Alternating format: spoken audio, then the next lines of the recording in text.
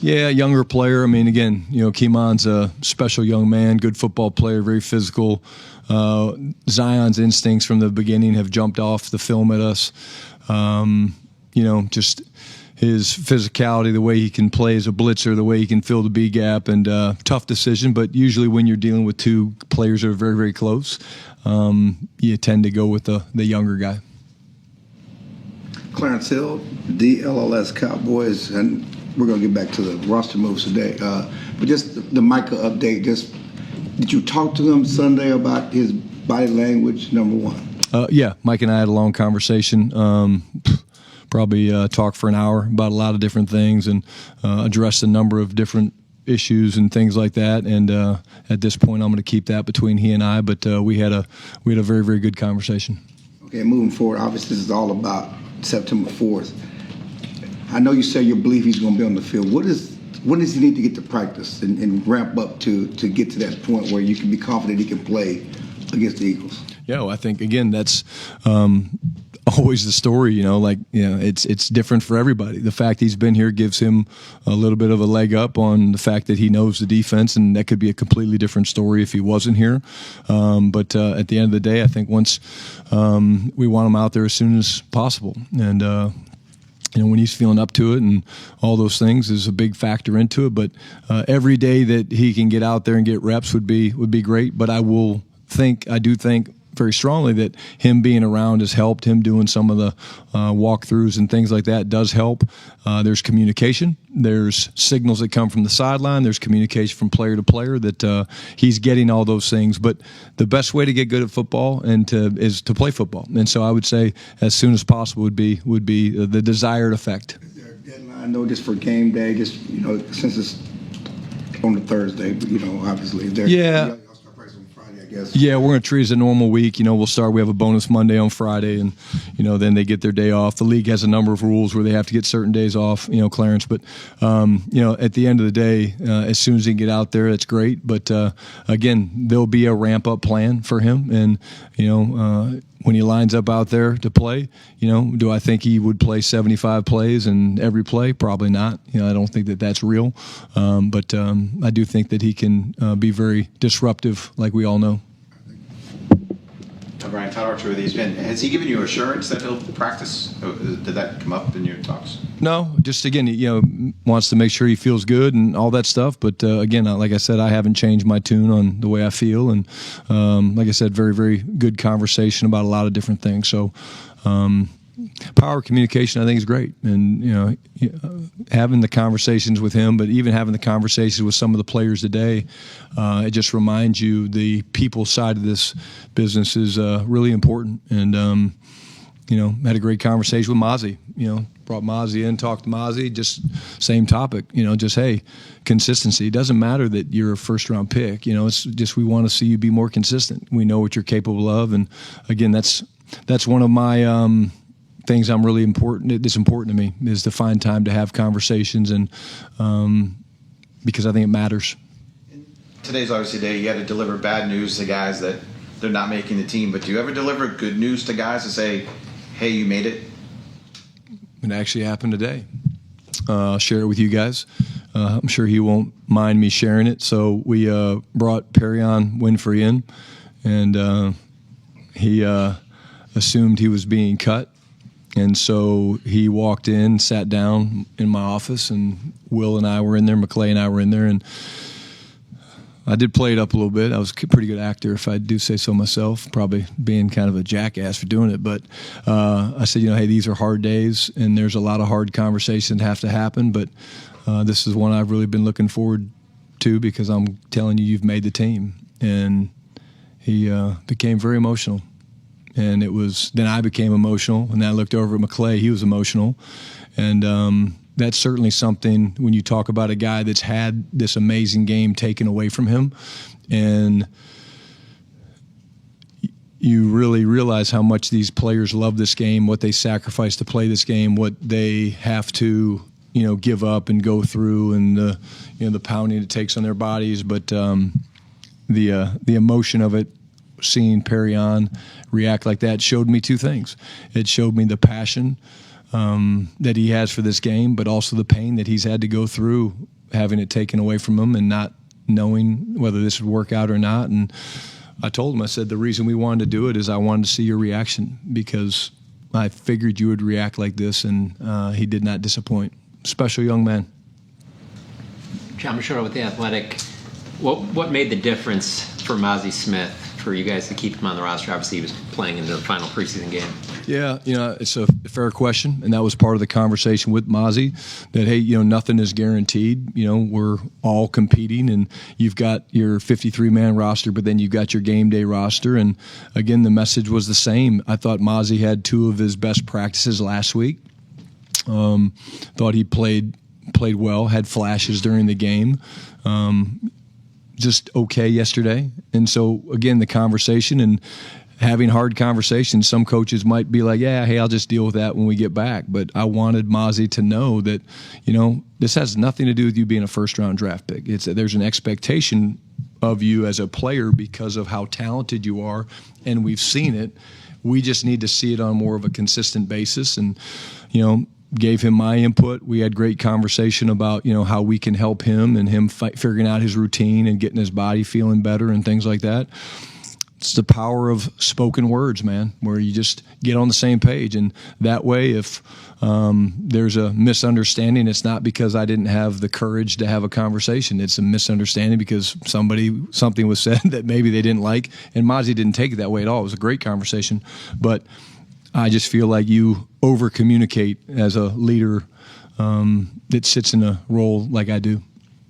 And kind of a weird question, but do you have final say on all 53? Because there are a lot of people that believe that, for example, with Mazi, that he's a first-round pick and Jerry Jones is going to be like, Brian, we used a first-round pick on him. He has to be on the team. Yeah, again, I've never felt one time pressured to do this or that because I don't feel like we have to because we have such good communication, and at the end of the day, this is something that I want to do collectively. Like, I want to do the cuts with Will. I want Will to be in there. I want these guys to hear the same message, and I think it's important that it's not just me. Some of these guys, Will's been around longer than I have. He knows them why they were drafted, when they were drafted, and things like that. And so, to me, at the end of the day, I've never and will never look at this situation in terms of, hey, I have to have this. I remember Bill Parcells. I remember hearing it, however many years ago. I think it was here. If you're gonna, what was the comment? If you're gonna cook the food, you need to, buy the groceries or whatever it is. And I think the game has changed quite a bit from them. So at the end of the day, I never look at it that way, and we will always do things around here collectively.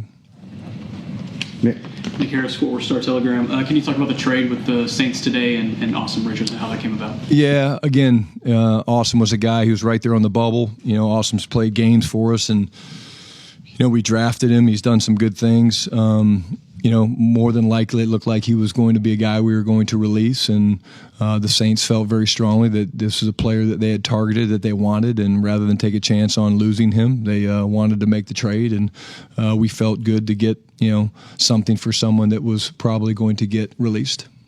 And then I would assume one of the tougher conversations was with Deuce Vaughn. Can you talk about his preseason and his outlook moving forward? Yeah, had a great conversation with Deuce, such an incredible young man, damn good football player. So those are the hard ones. But again, you have real conversations, Nick. You sit down and you say, hey, look, at this point, this is about what's in the best interest of you, Deuce. And sometimes a change of scenery is a good thing. And, if that's what he decides, then we certainly support that in terms of, however the practice squad thing plays itself out. But, I could not speak enough great things about Deuce and the type of football player he is, but it also speaks to the fact that you can't just be an offensive or defensive player. You have to have other roles. You have to do multiple things, and unfortunately, the special teams part of it, when you're a third or fourth runner, or you're a fifth or sixth receiver, or you're a fourth or fifth safety, whatever it plays out, if you don't have other roles and you're doing those roles at a high level, then unfortunately you become a guy that you're on the bubble, and then decisions have to be made in terms of who's going to help us win games in more than one phase. Tommy Yarsh, DallasCowboys.com. You mentioned the special teams aspect for that fifth or sixth receiver. What made Ryan Flournoy the guy that made you guys confident? Was it the special teams ability, and then what do you feel like he can do for you on offense? Yeah, it was a tough one. Tough conversation with Jalen Brooks, and it was one of those things, Tommy, where we were going back and forth a lot, quite honestly. And like I've told you guys in the past, we have point of attack tapes, we have target tapes, and literally the offensive side of it was like literally neck and neck. But over the past 2 or 3 weeks, I would say there's been no one that has played special teams more dominant than Ryan Flournoy. And as a gunner, he's been unstoppable, whether they single him up, they vice him because of his power and stuff like that. And he's done some really good jobs playing receiver with contested catches and versus press release and things like that. But it's a perfect point to what Nick asked in terms of that was one that came down to, okay, hey, which way do we want to go? And there was a lot of back and forth, a lot of good conversation about it. And at the end of the day, when you turned on the special teams film, there was a guy that was doing it at a very dominant level. And so that's what tipped the scales in his direction. Go. Joe Hoyt, Dallas Morning News. Some guys like James Houston, Zion Shoulders, and Johnny Cornelius, maybe some guys that kind of progressed and maybe earned this, at least externally. That's kind of what we kind of look at it as. When you're looking at those guys and you're kind of making your roster, when you kind of realize, hey, man, this guy might have kind of earned this spot and really opened our eyes throughout this camp? Well, again, James is a guy I think I've been, I get up here all the time and just talk about. I mean, the ability to rush the passer is such an important, part of our game. And James has been pretty much unblockable in most competitive padded situations we've been in, whether it's scrimmages, preseason games, our padded practices, whatever it is, and that jumps out at you. Zion's a good young player that, again, has flashed. He got a lot of work with the ones during different things when we were moving pieces around and trying different things, and so he never shied away, and the skills never he never took a step back when he was put into the starting rotation, and we've been moving guys around. And then AJ is a guy that we just, we like, and we see a huge upside for AJ, and that's why we drafted him. And so, but there's not a date that you're like, oh, hey, this, because again, everything you have to go back and you have to do your due diligence, you have to literally go back to when they were here in OTAs or in rookie minicamp, and then look at the player, the consistency, the performance, the ability to retain our information, and all those things go into it, which is why this is such a difficult and daunting task at times, because there's a lot of deliberation and there's a lot of differing opinions. And at the end of the day, there's probably 6 to 8 different conversations and meetings over the past, I'd say, 3 or 4 days that help us come to these decisions that we made. And then Zion, obviously we'll learn more about Trayvon Diggs' situation, but Zion's a guy that could end up being your nickel corner week 1 against Philly, defending champs over 9. How much trust do you have in him to kind of handle such a big moment potentially if he's called upon? Yeah, well, obviously the fact he's on our team means we trust him. I think he's earned that. I'm not going to give away any secrets of how we're going to play Philadelphia on opening night, but if you made our football team from a very, very competitive roster where we had to trim down from 91 guys, it shows you that we have trust in you. Garrett Podell, CBS Sports. Brian, running back was a position you entered the offseason with some questions, end up with 5 on the roster at the moment. Kind of how'd you just settle on that mix of 5 guys, and what's kind of your evaluation of the position now after cut down? Well, I think, I've got my sheet up here. Javante's been a guy from day one that I've been just really impressed with, and the professionalism, the run talent jumps out. Miles is a veteran player that, we've seen do it, against us at Philly, and went to Houston, and he's battled back from some stuff. But, just his ability to stretch the field and the perimeter and do some things coming out of the backfield is unique. Hunter Lepke's baller. Leave it at that. And then, Jaden's the guy that we've seen the twitch and the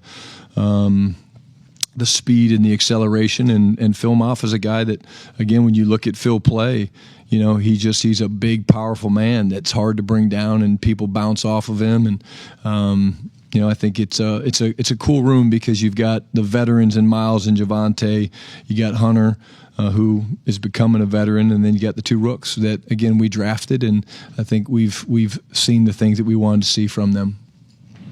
Saad. Brian, Saad Yusuf, The Athletic. With Savon Ravel, obviously there was some optimism during the draft that he might be ready during training camp. Just where is his progress at, and what are your expectations for him moving forward? Yeah, again, no timetables. You know that. He's doing everything in his power. He's working incredibly hard. I think when you watch him work and you see him start to move, you see the things that we loved about him in the draft. But the biggest thing you want to do with a young player like that is you don't want to rush him back. You want to make sure when he goes out there he feels great. And again, we're not going to do that. We're not going to rush him back. We're going to take our time, and when we feel like he's ready, then we'll do that. But at the same time, you talk about a guy like Trayvon who has done everything, and that gets you excited. You can't get them all back at one time, but again, couldn't be more excited to see Trayvon out there the other day. Scholar Jansen. Skyler Dixon with the AP. I've got a bigger picture Micah question, but first, you said the other day the MRI was clear on him. Do you all consider him medically clear to practice? Or no? Yeah, again, there's always a chance for more tests and things like that, but at this time we do, yes. And you've been handed a pretty delicate contract situation in your first year as a head coach. How do you draw on all the years you've been in the league and try to handle that and deal with that? Just try not to get distracted by it. I think I get asked by it every time I come in here, which again I understand and appreciate. But I can promise you, when I leave here, I don't get caught up in it. I really don't. I don't spend a lot of time on Twitter and things like that, reading what people think and wonder why. I'm running a football team, and I'm worried about the other guys, and the business side of it always works out. One way or the other, the business side always works out, and so that's something that I'm not really in control of. And because of that, it's easy to say, okay, hey, let me focus on the stuff I am in control of, and that's getting these guys ready to play and be in great shape and have the scheme ready to go and the coaches ready to go on September 4th against Philadelphia. Cal. Yesterday, Diggs and Guyton got some work in. How did they fare in that from a physical standpoint? Yeah, they both did good. Again, we're bringing them back slowly, but it was great to see them both out there. And I think, Guyton way ahead of schedule, it looks like, from what I saw, But, again, does that mean he'll be ready to go on September 4th? I'm not going to put a timetable on it, but I was really encouraged. And then Trayvon, I think, to me, since we first started talking about this in training camp, the strides he's made is a testament to Trey and his work with Britt and his want to, and I saw a comment from him, he's hungry, and you can see that. And to me as a coach, man, that's all about competition. Like, it's really cool to see him where he's chomping at the bit to get back out there and play. And that shows you he loves the game, and he's dealt with a lot over the last couple of years, but I like the look in his eye. I really do. He's a very quiet guy, and you've always talked about you're a relationship guy. Was it hard to kind of get with him, talk to him, get to know him a little bit? No, I don't think so. I think, I'm pretty good at breaking down walls, and, I'm pretty good at probing questions and asking things to get to the heart of the matter, if you will. But no, I really enjoy being around Trey, and he and I have had a lot of good conversations. And if my couch could talk in a good way, some of the things I've been able to get to know about these guys, just with my conversations with them, are things and memories that I cherish, and I feel like it allows me to do my job at the highest level because I can kind of read them. And I think that's important when you sit in this role and you have to motivate guys to do things and work together as a team. Pat. Where do you think your needs are still, and you anticipate being active tomorrow on the waiver wire or looking to upgrade? Always be active. Again, like I said, McClay looks exhausted right now, but I don't feel bad for him at all. I said, hey, I don't want to hear it. Get back in there and turn on some more film. He and his staff are working incredibly hard. Why? This is like a second draft, right? You're going to have all these players that get released into, the free agency market and the waiver wire and the way it's set up, the claiming numbers and things like that, where you can grab guys. And I think the way I look at it is if we can, continue to be competitive and add pieces, then that means we're doing our job, looking under every nook and cranny for good players that have the type of characteristics and traits that we want, but they're also the competitors that we want that believe in culture and things like that. That's important to us. And again, I think, we will definitely be active. What does that mean? I don't know. I don't know how many new faces there'll be here compared to how many guys we bring back, but we're open for business, if you will say. Nick. Circling back on Perion Winfrey, he said in the locker room after the game on Friday, the Cowboys believed in me when nobody else did. I'm willing to put my life on the line, my body, whatever it is, to see this organization win. I'm one of those players that will fight for them regardless of anything. So to hear that quote in context with your conversation that you had with him today, how excited are you for the young man, and why do you think this situation worked for him? Well, I'm emotional for him, number one. What I saw in that room in my office was real tears of joy, but like I said, pain and passion, and he means it. There's a guy, when we're playing in the fourth quarter of a preseason game that we've already had won, and we're on the 1 yard line and the defense is trying to get a goal line stop, and he is absolutely going crazy trying to motivate those other guys. If you can't cheer for that, then I don't know what you can cheer for. So thrilled for him, but thrilled also for this football team, because I want guys around that realize that take advantage of every opportunity to play this game, man. It is the best game in the world, bar none, in my opinion. And he's a special young man that deserves this opportunity, and he's earned it. And because he's earned it, I tip my cap to him. Joe. Will has talked previously about your guys' communication, through the draft process and how good that was. In terms of now going into the second draft, how much do you guys can rely on that communication, especially when things are moving fast in the next 24 hours? And how much anticipatory scouting did you guys do about who could be potentially waived from other teams? Yeah, great question. They've been tracking guys really all preseason, with the coaches now are just kind of getting into it. We were focused on, selecting our 53-man roster and what that looks like. And now we dive into the film and looking at other things and, okay, hey, these guys have been released and, they've got the head start. But in terms of the work, we'll sit down in groups and coaches and scouts alike, and we'll look at players that are out there, and then we've got decisions to make. Okay, we'll, compare Todd Archer to Calvin Watkins, compare those guys, and who do you want? And, okay, well, we definitely want Calvin over Todd, for different reasons. But, it's nonstop, and it's already started for them. It's beginning for us as coaches, but, it's very seamless when you have the ability to have these conversations that go back to the draft, when it's it's okay to disagree, but just stay convicted to your point, and then let's ultimately turn the film on, because the film is what's going to speak volumes. It's not just, oh, well, hey, so-and-so said this about so-and-so. It's, okay, this guy's clearly a really good player, and I think he upgrades us in this spot, and here's why, as opposed to just, well, hey, I talked to my buddy in Carolina, and he really loves the guy.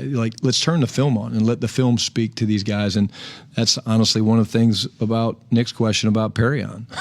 You turn the film on, and that guy is a disruptive, badass football player. Garrett. Going off kind of what you were saying there about your communication with Will, has there been a player in your NFL coaching career at some point where in the second draft this time you're really banging the table saying this guy's got to be on here, and you were very excited for that worked out? Great question. There definitely has been. I'm trying to think, and they all didn't work out, because of the way the waiver wire works with the claims and things like that. To think of one, I can't think of one at this time. Hopefully it's one tomorrow that we add to the list.